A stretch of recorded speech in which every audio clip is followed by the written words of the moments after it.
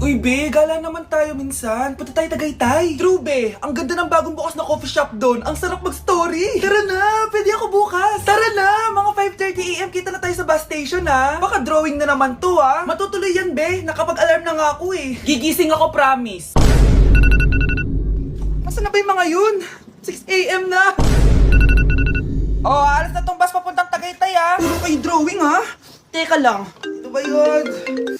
Ano ba yan, be? Bakit ka tumatawag? Ano na be? 6 AM na. Akala ko mapupunta na Tagaytay. Hindi ako pinayagan eh. Sorry, be. Hindi ka pinayagan o tinatamad ka lang? Baka gusto mo sabihin ko sa nanay mo na 3 subject yung bagsak mo. Ito na nga, be. Maliligo na ako. Wait mo lang ako, ha. Ay, yung isa pa. Hello, be. Di ako makakapunta. May sakit ako. Sakit. Lalong lalala yung sakit mo be kapag nalaman ng nanay mo na boyfriend mo yung anak ng kaaway niya. Ay, be, magaling na pala ako. Nakakalakad na ako. Oo.